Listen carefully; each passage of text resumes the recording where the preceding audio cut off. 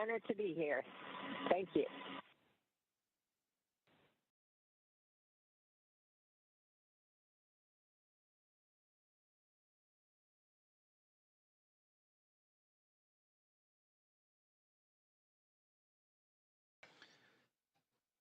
Very exciting moment for all those aboard.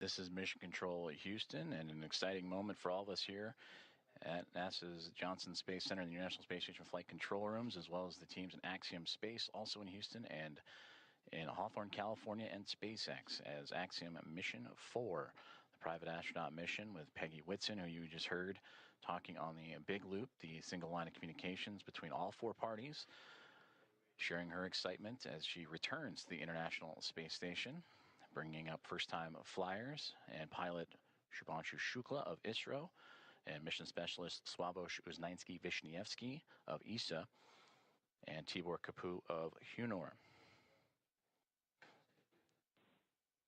Contact between the two, between Dragon Grace and the International Space Station at 5:31 a.m. Central Time. And now that the hooks have connected, all 12 and umbilicals deployed, providing power and communications. Now the team inside the International Space Station, namely Nicole Ayers, is going to start beginning the hatch opening procedures. And now that we're docked, she will secure some hardware and then move right into those operations. And first we'll open the large hatch at the Node 2 Zenith, or the space-facing port side of the Harmony module, and that's what you see, similar to where that NASA logo is. That's the Harmony module that the pressurized mating adapter is jettisoning up into and connecting to the Dragon Grace spacecraft. And then from there, she'll traverse into that pressurized mating adapter and we'll begin pressurizing the vestibule, which is that small space between the hatches on Dragon and the space station. And we have talked about this has been exposed to vacuum prior to docking. And we'll need to fill that space with air to make sure that pressure is equal with the atmospheric pressures on Dragon and the International Space Station. Also putting away some hardware in the process, including the docking across. Ayers will use a small valve on the station's hatch to slowly introduce that air into the vestibule. And flight controllers here in Houston will continue to monitor the pressure and temperature readings inside and verify that everything is A-OK and leak-free before we get ready to open up the hatches.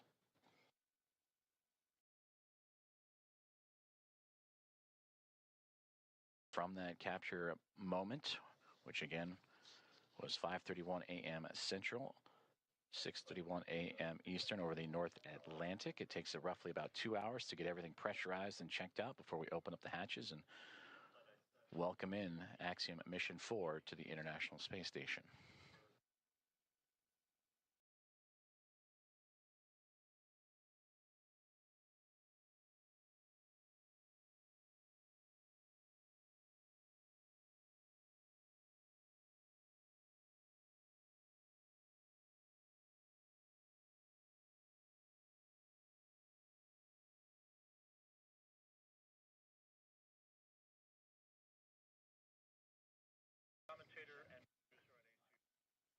Spacex Dragon on the big loop. Com check on the cabin mic.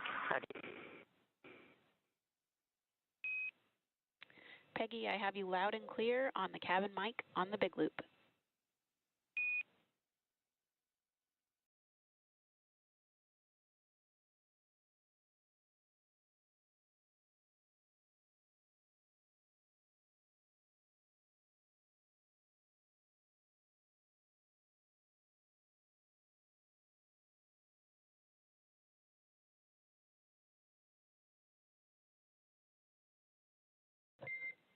Dragon, Spacex on Dragon Aground. That call on the cabin mic actually came over Dragon Aground.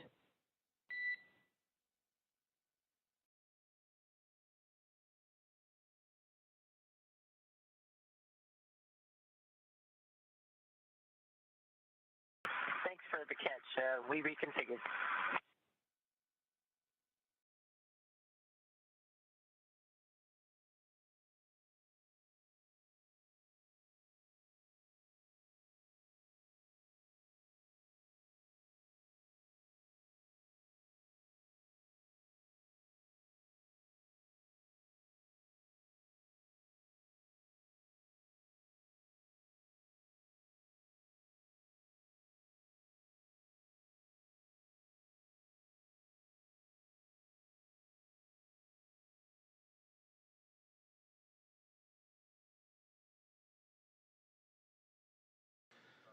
This is Mission Control Houston as we continue to follow along the progress of the contact capture and beginning of hatch opening procedures as Axiom Mission 4 has arrived to the International Space Station with contact at 5:31 a.m. Central Time.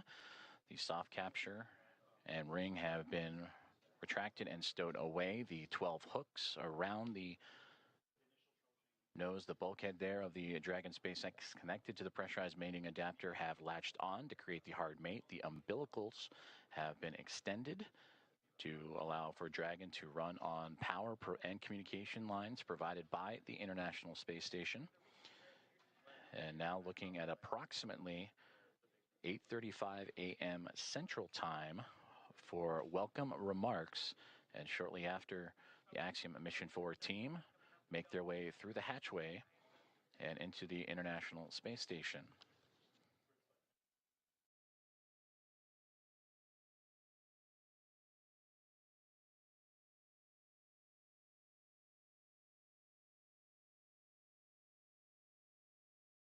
The docking procedures between the soft capture ring, the hooks, and umbilicals have been completed. Station on the big loop. Node 2 overhead hatch is open. Houston copies.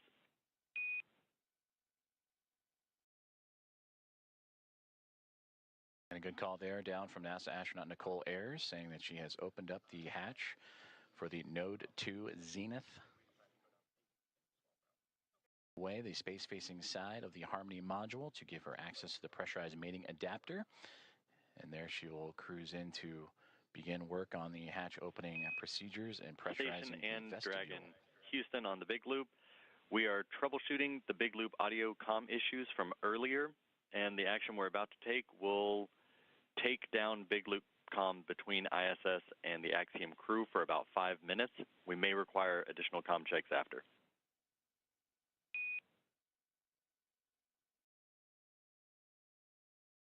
Station copies.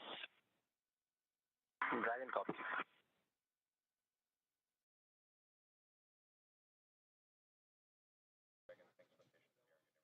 Communications there on the big loop between the teams here in Houston and up to the International Space Station as they troubleshoot some communications, and the big loop that you have been hearing that have connected everyone here inside of Mission Control Houston and the International Space Station Flight Control Room, those aboard the space station and inside the SpaceX Dragon Grace spacecraft, and the teams in Hawthorne, California, those 4 parties, that's the big loop. We'll shoot those communications for about 5 minutes and then recheck. But you heard just prior to that NASA astronauts Anne McLean and Nicole Ayers have begun the hatch opening procedures, in which the large hatch at the Node 2 Zenith, that's the space-facing side of the Harmony module, has been opened, and that will allow for them to begin the hatch opening procedures and pressurize the vestibule, which is what, in addition to the comms checks, we will monitor, as airs will use a small valve on the station's hatch to slowly introduce air into the vestibule. That's the gap between the Dragon spacecraft and the International Space Station that has been exposed to vacuum. And from there, they will match the pressure, the atmosphere inside both station and Dragon.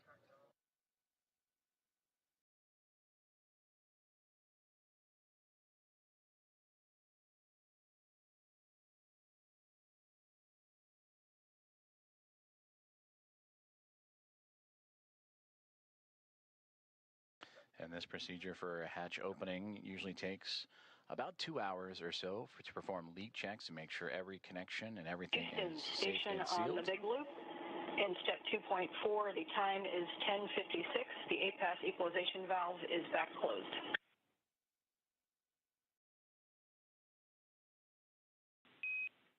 Houston copies. That's a good config. Expect at least 15 minutes before we continue. Copies. And that communication between the International Space Station and the International Space Station Flight Control Room, and you heard the word APAS hatch. That is the hatch, again, that they will be operating and looking to open up from the space station side. But in doing so, they will need to pressurize, as we've been talking about, the vestibule, and then allow for the atmospheres to match between the Dragon Gray spacecraft and Axiom Mission 4 crew, the vestibule itself, and the International Space Station, all equal throughout, to allow for the parties to pass through for the hatch opening and eventual welcome remarks. The contact for Axiom Mission 4 to the International Space Station about a half an hour ago at 5:31 a.m. Central, 6:31 a.m. Eastern. And as they continue to configure the hatch opening procedures for NASA astronaut Anne McClain and Nicole Ayers, between the two of them, we'll continue to work those procedures, and we'll hear those communications throughout in anticipation of Axiom Mission 4 and Commander Peggy Whitson making her return to the International Space Station, her 5th flight, second as a member of Axiom Space and the commander of Axiom at Mission 4, and her previous 3 as a NASA astronaut servicing key missions to the International Space Station. And a big part of the coming up in November, 25 years of continuous operations and humans on board the orbiting laboratory. And there she will welcome also first-time flyers and pilot Shubhanush Shukla of ISRO, Sławomir Uznański-Wiśniewski of ESA, and Tibor Kapu of Hunor for Shukla, Uznański-Wiśniewski, and Kapu, representing India, Poland, and Hungary. This will be those nations' first time visiting the orbiting laboratory.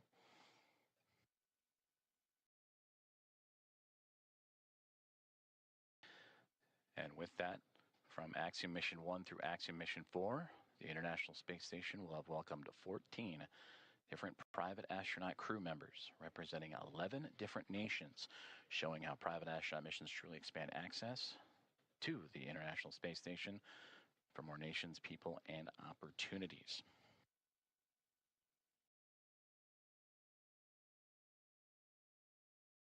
And on your screen, you see the clock counting upwards at the bottom, the T+, that is 1 day, 4 hours, 28 minutes, and now SpaceX Dragon.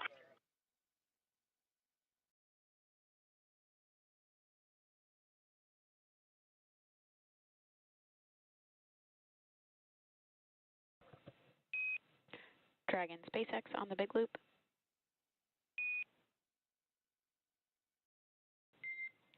Dragon SpaceX comm check on Dragon to ground.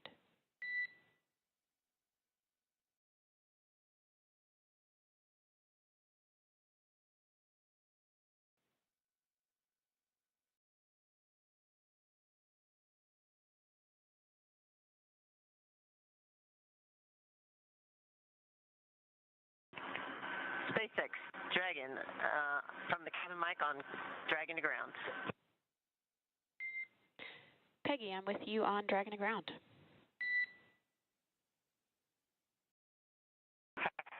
clear. Did you call for me, or did I misunderstand? I was returning your call. Stand by for inventory. Copy. Standing by.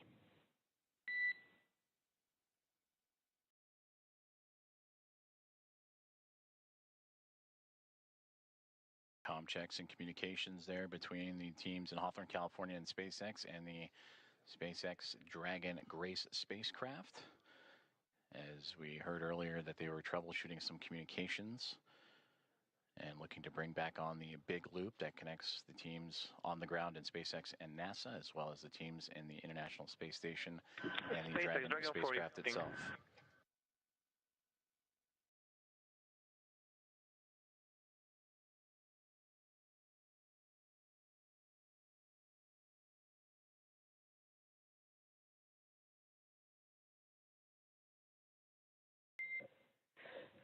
SpaceX Dragon 4 inventory reporting on Dragon to ground. And I'm with you on Dragon to ground. We are about to enter a LOS period for about 4 minutes, so we'll need to stand by.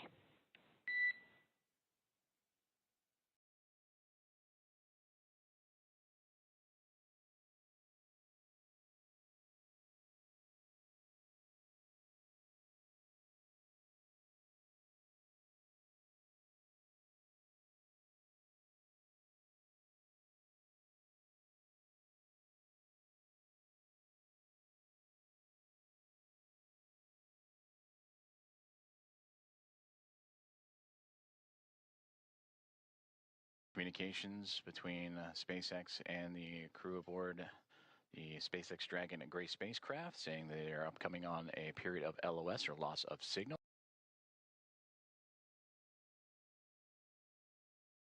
That's anticipated as the internet orbiting around the Earth and transfer of satellite signals. Right now they are making their way over the southern Indian Ocean and about to head into a period of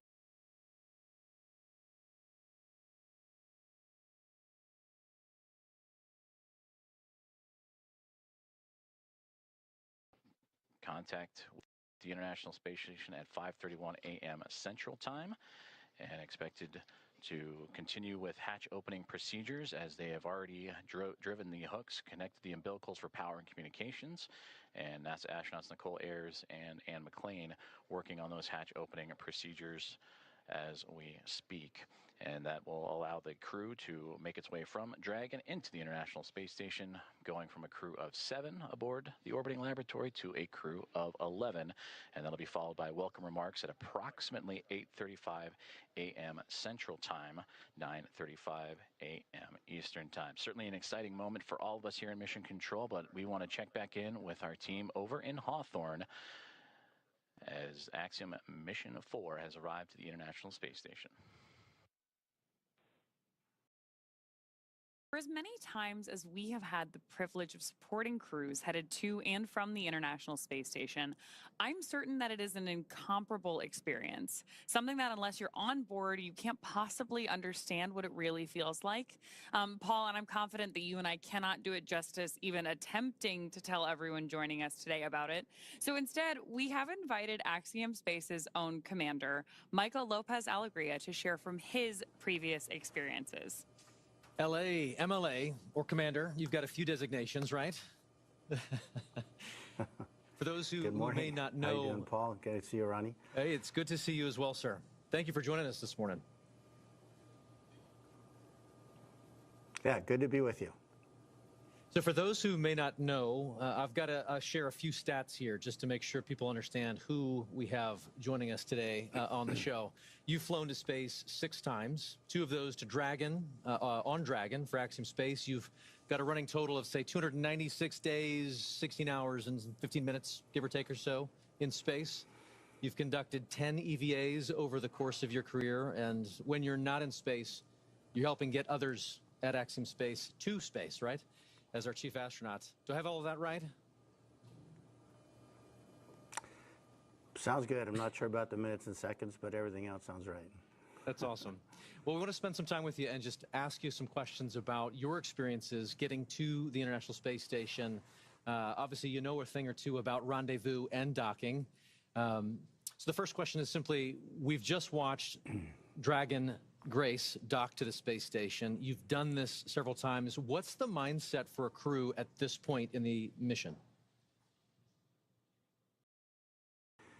So as we get closer and closer, you know, we're transitioning from the phase where you're basically waiting to get to the ISS, and you're laser focused, especially the last 220 meters from what they call waypoint 1 into docking.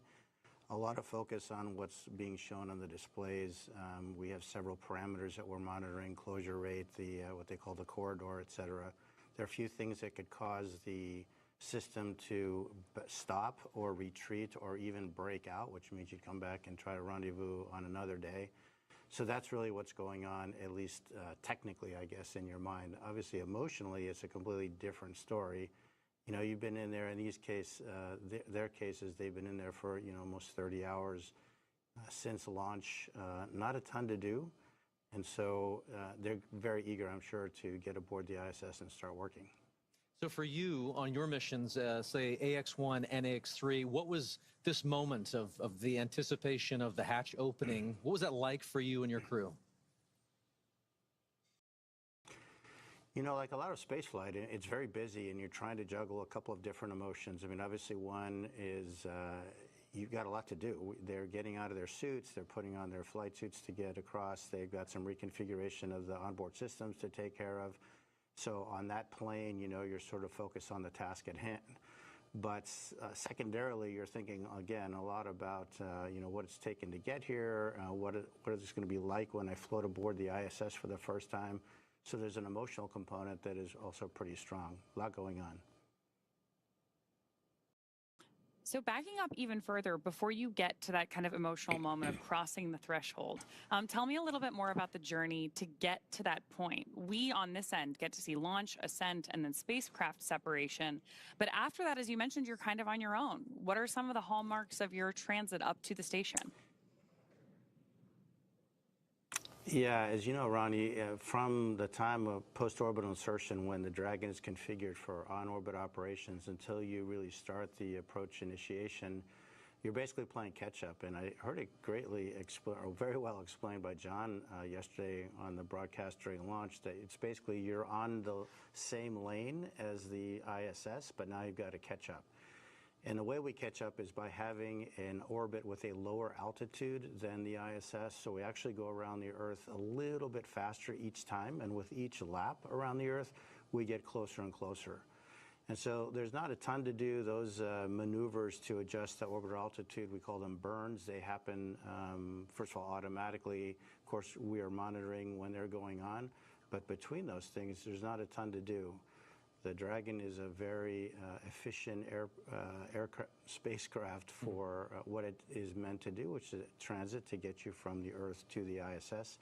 But it's not really cut out to be an on-orbit anything, really. So you're just sort of hanging out. They'll have they will have had a sleep period while they wait to get there. But there isn't a ton to do between those maneuvers, and so it's really kind of a hurry up and wait. Again, a lot like a lot of human spaceflight, very intense activities, followed by some pretty long lulls occasionally. And so then when do you get to go from that free-flying, like transit mode to the rendezvous and docking phase? Yeah, so after that series of maneuvers to change the altitude, we start approach initiation. And I would say that the transition is really when the spacecraft starts pointing at the ISS. Until then, the attitude is really optimized for power and communications considerations. But when it gets beyond a certain point, it starts actually looking at the ISS, and then you start being able to pick it up in the displays through the forward-looking cameras that are on board.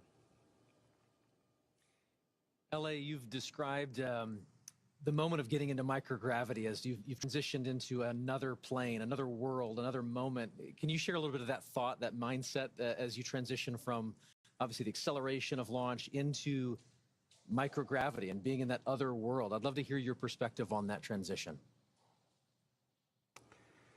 Yeah, you know, Paul, it's interesting. I mean, it really is kind of like a parallel universe in a way. We all live our lives in 1G pretty much our entire lives. But when you make that transition, it really is a very different sensation. For the first time you feel it, you can't even believe it. I mean, it's a little bit like the 0G airplane that we are trained in, but of course, instead of lasting 20 seconds or so, it lasts effectively forever.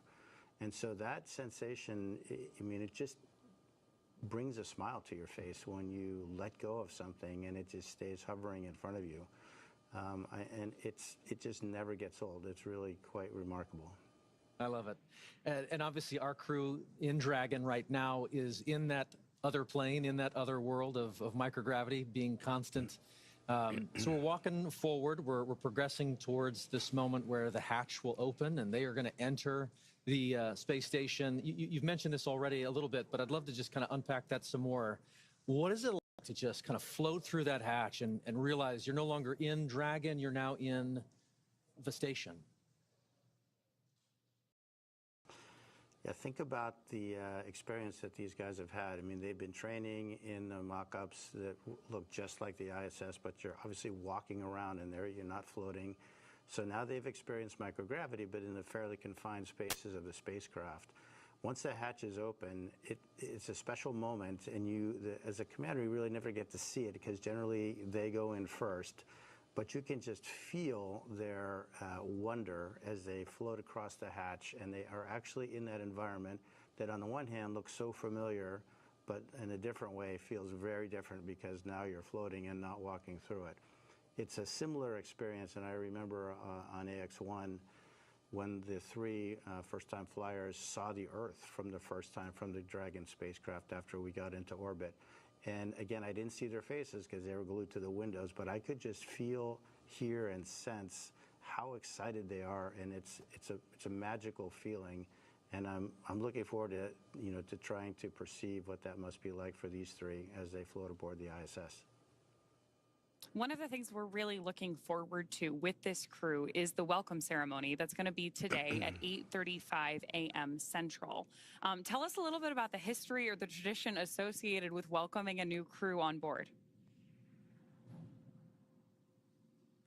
Yeah, that goes back obviously 25 years or so when we first started having handovers aboard the ISS.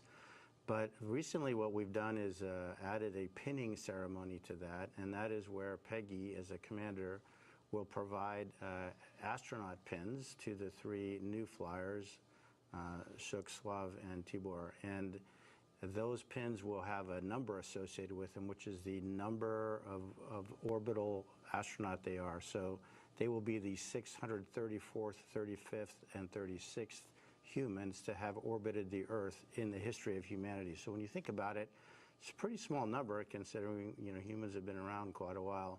But it's pretty nice, and of course, to be greeted by the onboard crew, all 7 of them, lots of hugs, lots of different languages being spoken, and a lot of smiles. And so then after you have this great welcome moment, sharing all of that across different cultures, different teams, how quickly do you transition then to working together on station? Pretty quickly. You really have to hit the ground running. There are a few safety things that we go through with the ISS commander where they'll tell us some things that, of course, they have learned in the mock-ups again, but now this is for real. These are where things are located. This is what we expect you to do if this or that goes wrong. And then really it's off to work. We start transferring a lot of cargo out of the ISS. Most of that will be to support various scientific experiments that we're bringing on board. And then our lives get ruled by what we call the Optimus Viewer, which is basically a moving map of your schedule from the time you wake up to the time you go to bed. And it's pretty hectic. You've got, in this case, 14 days to get a lot of stuff done. Every detail is pre-programmed by the teams on the ground working with NASA. And we really have an effort to try to maintain that pace. Obviously, it takes a bit of time to get accustomed to floating around. Even though they've been in 0G for over a day, they haven't been in 0G in such a big open space. And so moving around, you've heard the term or the phrase slow is smooth and smooth is fast. They definitely will be practicing that. So there's a little bit of time for adaptation. There's quite a bit of time with the safety briefings that I mentioned. But after that, it's looking at Optimus Viewer and really getting started. LA, you've just mentioned that that schedule is full and you jump right on into it, trying to stay ahead of that red line in that Optimus map you mentioned. But I'm curious, just looking back at AX3, your previous mission, what were some of the highlights for you personally on board the space station? We've learned a lot since AX1 and the progression through AX3, and I think one of the things we learned is that we really need to focus the commander's time on being available to the other crew members. So I would say one of the most gratifying things is giving them the time and space to sort of inhale, exhale, think about what they're doing, and take their time, because really the planners have done a great job fitting all of these activities into these 14 days, and there is enough time to do it. It doesn't do anybody good to get flustered and upset. You just go one step at a time, and then letting them have a little bit of time to look out that window, because that is a view that is spectacular and unforgettable. I think my advice to the crew would be, you have a huge responsibility. Your families, your colleagues, your space agencies, your nations are really counting on you, but at the same time, try to enjoy it. Try to really soak this in. This is generally a once-in-a-lifetime opportunity. And again, it's that balance between, you know, sort of the focused, hard nails, technical work, and trying to really absorb the emotional experience, which is obviously very unique. Unique indeed. You just mentioned there that there's lessons to be learned that you share out with each of the crew members, and I know that you got a chance to do that with this crew and ahead of their launch, I believe, in quarantine. So I'm curious if you could share some of those lessons learned with us. If you were preparing to take us up next, what would you share with us?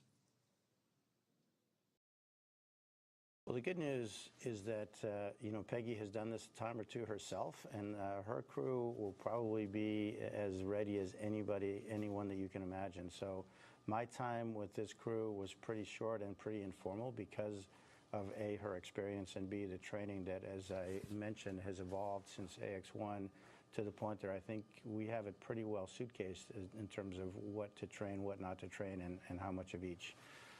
Again, my advice to them is try to absorb it, try to be as cognizant of what's going on, because it is that parallel universe, again, that's hard to get to. And the more of that you can sort of soak away in the recesses of your mind, the better, because I'm quite convinced that this crew in particular is extraordinarily well trained, and they'll have no issue getting through their timeline and all their activities that they have to do. I just want them to think about the stuff that they can do and take advantage of the amazing experience that they're having. Commander, thank you so much. We truly could spend the next hour talking space with you. Thank you for sharing your time and your perspectives with us this morning. You bet. It's been a pleasure. All the best. Thank you. You too. With that, we're very excited to hand the ball back over to NASA Johnson Space Center, where we're going to get a further update on the progress on board station and our AX4 crew. Joseph? Thank you very much, Ronnie and Paul. We appreciate it, and great interview there with Michael Lopez Alegria.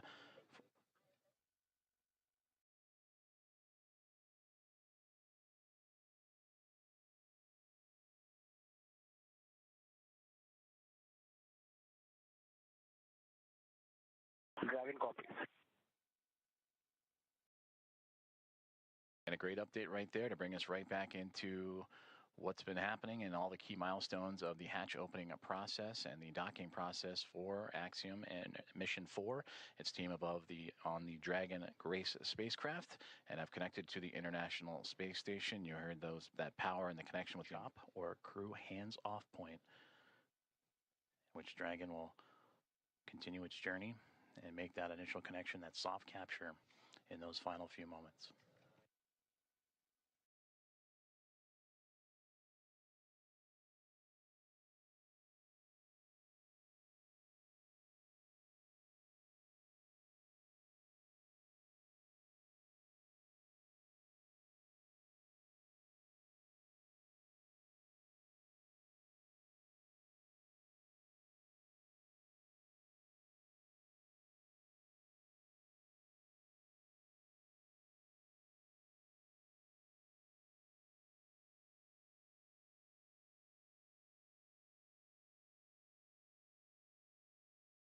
SpaceX Dragon, 10 meters.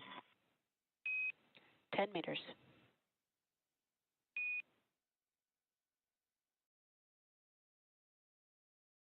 Inside 10 meters, a little less now than 30 feet away, is all that separates Dragon Grace from the International Space Station.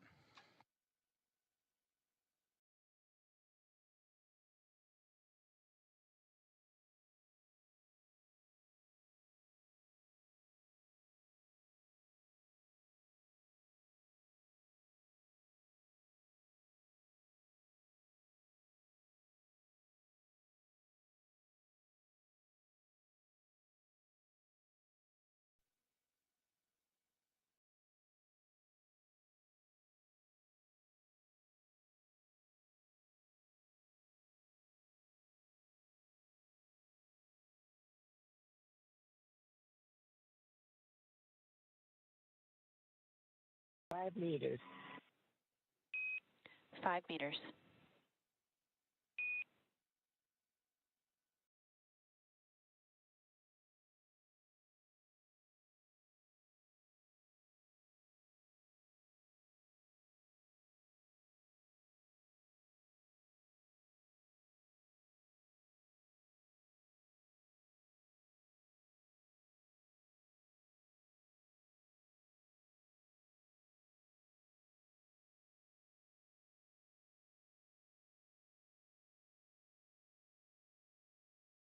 Meters, chop.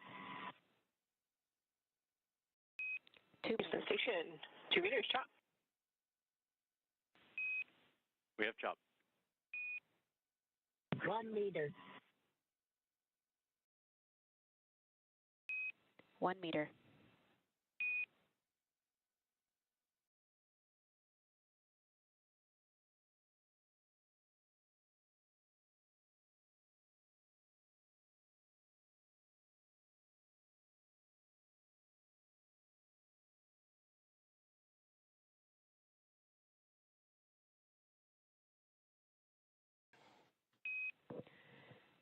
Dragon contact and soft capture complete.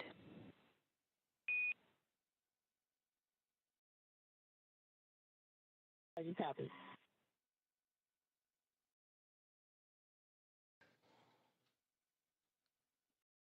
Dragon Grace and the Axiom Mission 4 crew have arrived to the International Space Station at 5:31 a.m. Central Time over the North Atlantic as the two orbiting around the Earth, connecting with the soft capture ring, and now we'll begin the ring retraction to bring the two vehicles closer together, and then the 12 hooks, the two sets of 6, Ring will drive retraction to in form a progress. hard nut.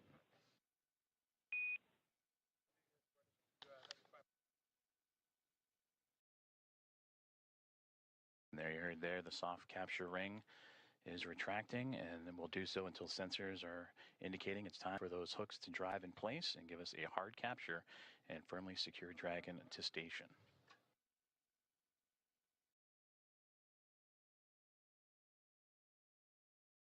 And again, Axiom Mission 4 and its commander Peggy Whitson, pilot Shubhanush Shukla of ISRO, and mission specialist Sławosz Uznański-Wiśniewski and Tibor Kapu of ESA and Hunor have arrived to the International Space Station with contact at 5:31 a.m. Central, 6:31 a.m. Eastern, as the two were orbiting over the North Atlantic.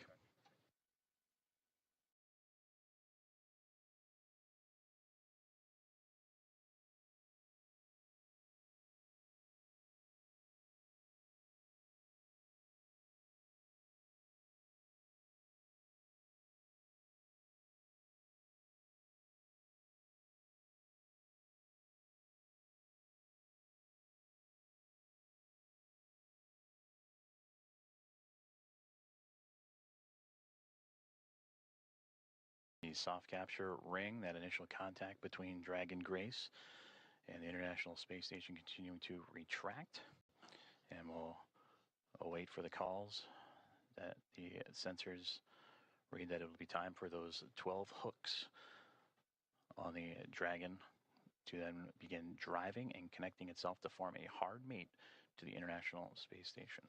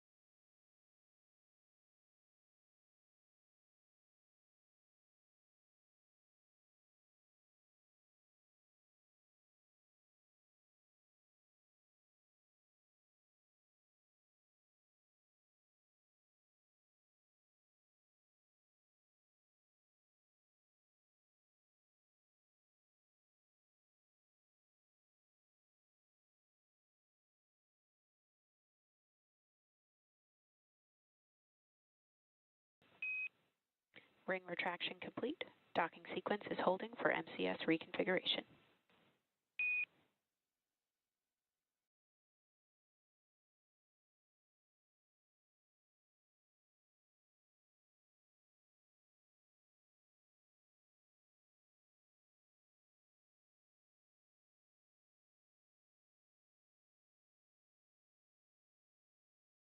This is Mission Control Houston, as you are seeing a live view of the recently connected Dragon Grace spacecraft with the Axiom Mission 4 astronauts and Peggy Whitson, Shubhanush Shukla, Sławosz Uznański-Wiśniewski, and Tibor Kapu arrive to the International Space Station, soft capture and contact at 5:31 a.m. Central Time, 6:31 a.m. Eastern, as the two were orbiting above the North Atlantic.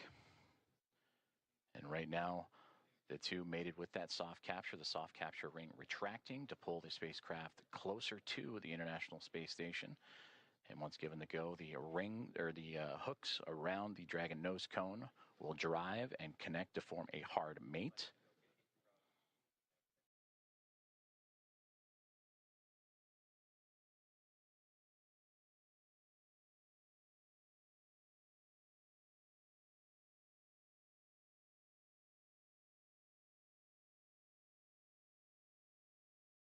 Teams on the ground in both Houston. Station Houston on the big loop. MCS configured, proceeding with hook driving. Station copies. The great call there. That's the next step in this docking procedure, is the driving of the hooks, the 12 hooks surrounding the nose cone or the nose of the Dragon spacecraft. And we'll monitor those. They'll drive in 2 sets of 6.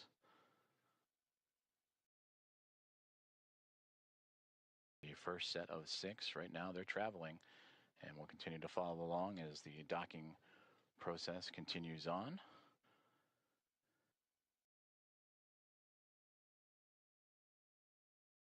And then after that first set of 6, the second set will drive and connect Dragon to form a hard mate to the International Space Station.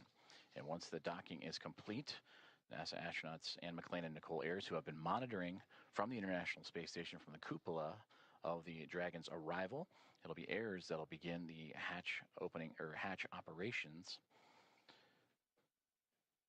And that'll start by opening up the main hatch on the Node 2 Zenith section of the Harmony module. That's what you see Dragon connected to. And what's separating that module and the Dragon spacecraft is that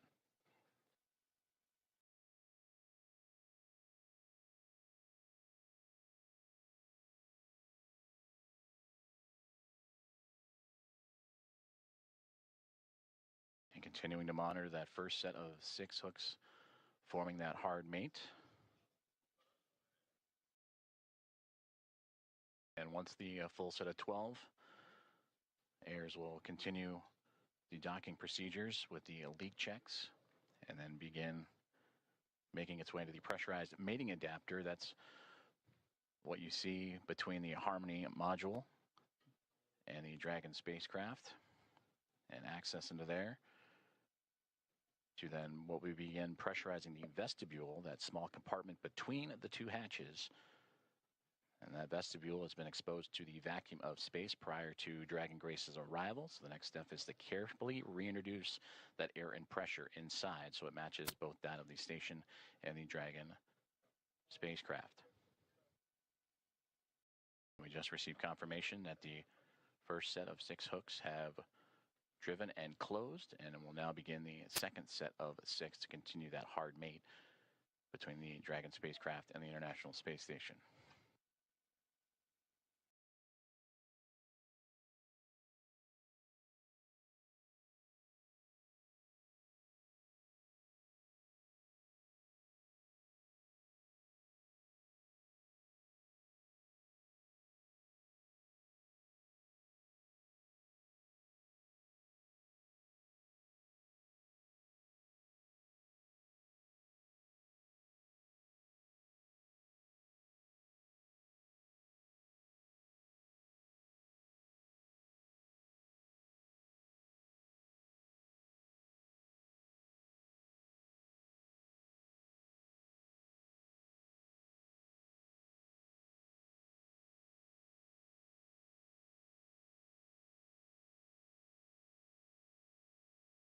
If you are just joining us, this is Mission Control Houston, where Axiom Mission 4 aboard the Dragon Grace spacecraft have connected to the International Space Station at 5:31 a.m. Central Time, currently in the process from soft capture to the hard mate to the orbiting laboratory. First set of 6 hooks have closed, and now monitoring that second set of 6, 12 in total, to form that hard mate.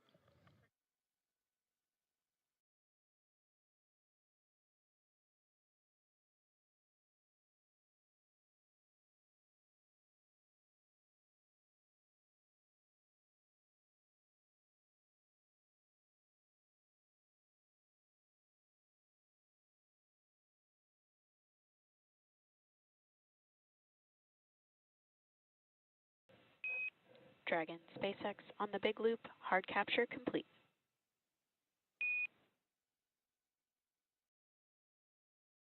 Dragon copies. Hard capture complete.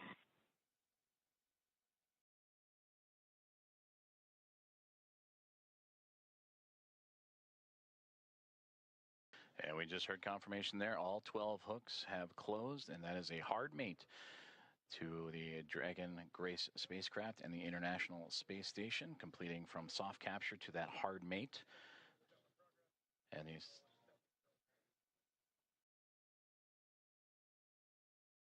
So the soft capture ring retraction in progress, and then it'll be on to establishing umbilical connections between the spacecraft and the International Space Station. That'll allow for the transfer of communications and power through those umbilicals. So we're Dragon.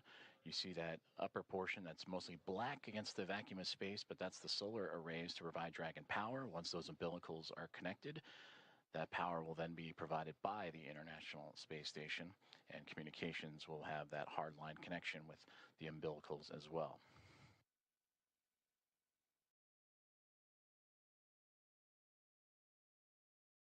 And once those umbilicals have been connected, that'll complete the docking process, and that's when NASA astronauts Anne McClain and Nicole Ayers, namely Ayers, will jump into action and begin the leak checks and hatch opening procedures. And that'll allow the pressurization of the vestibule, the space between the Dragon spacecraft and the International Space Station, to be brought to pressure equal to that of what is inside station and inside the Dragon spacecraft, about 14 psi, what you experience here on Earth as sea level. And then from there, the hatch operations will continue. And the Axiom Mission 4 team will make its way on board the International Space Station with welcome remarks soon to follow.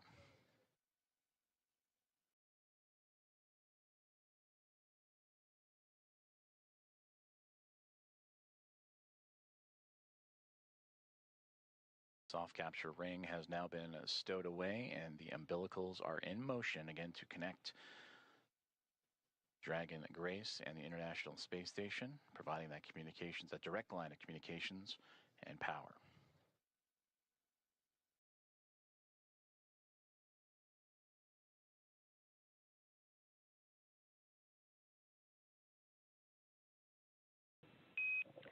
Dragon SpaceX on the big loop, docking sequence complete. Ground will be enabling hardline power and comm connections shortly. You are go to DOS suits per procedure 4.012 and begin post-docking cabin configuration per 4.400 in parallel. Kentucky, docking complete. 4.012 and 4.400 are in work. And Grace is happy to be on Harmony.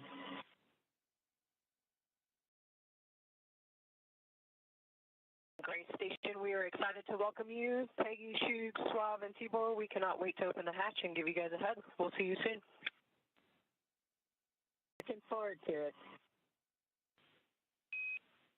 And Axiom 4 from Houston, welcome aboard the International Space Station. It's an honor to have you join our outpost of international cooperation and exploration. We are honored to be here. Thank you.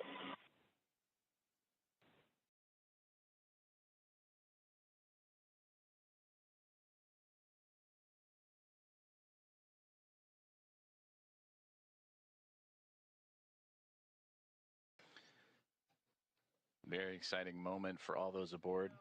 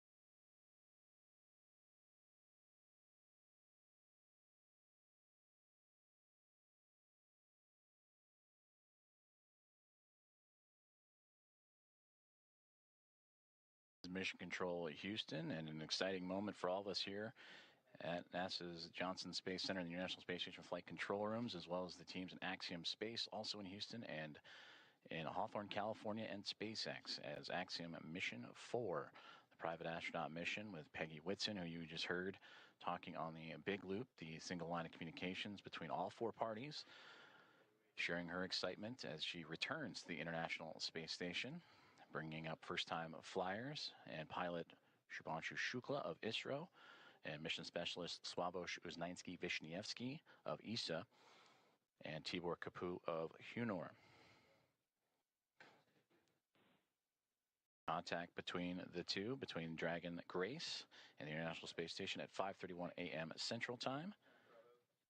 And now that the hooks have connected, all 12 and umbilicals deployed, providing power and communications. Now the team inside the International Space Station, namely Nicole Ayers, is going to start beginning the hatch opening procedures. And now that we're docked, she will secure some hardware and then move right into those operations. And first we'll open the large hatch at the Node 2 Zenith, or the space-facing port side of the Harmony module, and that's what you see, similar to where that NASA logo is. That's the Harmony module that the pressurized mating adapter is jettisoning up into and connecting to the Dragon Grace spacecraft. And then from there, she'll traverse into that pressurized mating adapter, and we'll begin pressurizing the vestibule, which is that small space